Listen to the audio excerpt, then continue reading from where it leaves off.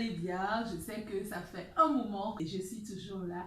Et aujourd'hui, je viens vers vous pour reprendre, au fait, puisque là, la Covid nous a empêchés de suivre le calendrier que nous nous étions donné pour 2020. Nous allons essayer de trouver une parade pour quand même avancer un petit peu. Donc aujourd'hui, je vais commencer par le début en vous expliquant déjà ce qu'on comprend par la diaspora. La diaspora a un sens large et ce terme peut regrouper différents phénomènes.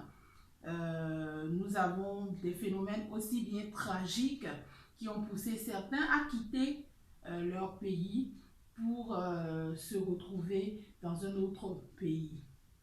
Donc, selon plusieurs universités qui ont eu à faire des travaux sur justement ces questions que nous nous posons aujourd'hui, oui, nous ne sommes pas les premières personnes à nous y intéresser. Donc, à l'université d'Oxford, il y a le professeur Robert Cohen qui a eu, dans son ouvrage Global Diaspora, définir en plusieurs facteurs ce que c'est que la diaspora. Donc, la diaspora qui est victime, c'est-à-dire la dispersion d'une communauté contrainte de quitter une terre ancestrale ou un pays d'établissement suite à un événement décisif.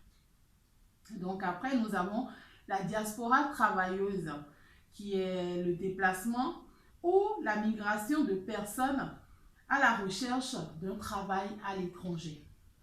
Nous avons également la diaspora expansionniste, c'est-à-dire la migration en vue d'assouvir des ambitions de conquête, comme nous avons connu dans l'histoire du Bénin, où les peuples allaient conquérir, enfin les royaumes allaient conquérir d'autres royaumes.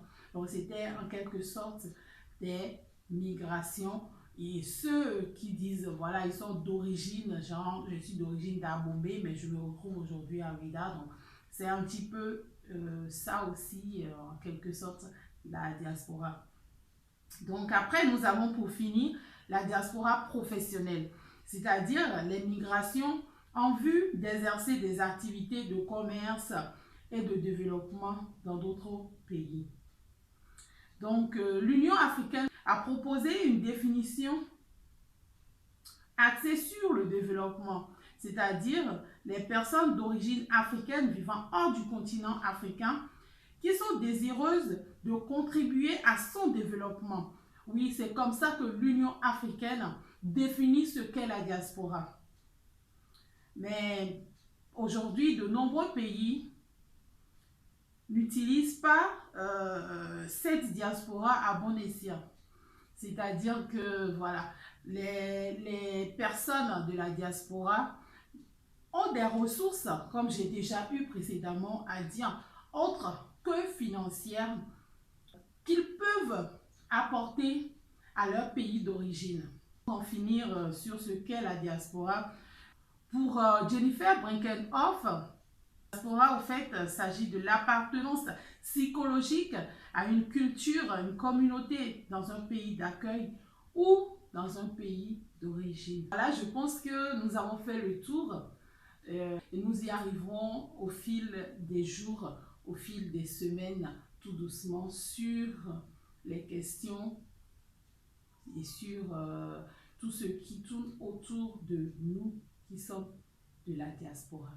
Et nous allons en finir avec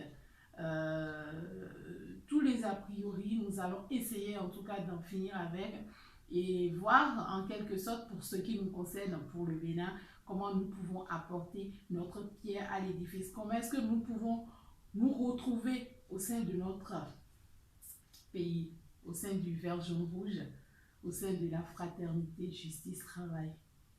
Donc c'est le but. Je compte sur vous. Si vous avez des questions, vous avez des commentaires, n'hésitez pas, écrivez, je vous répondrai personnellement, je m'y engage. Allez, agréable semaine et à très vite.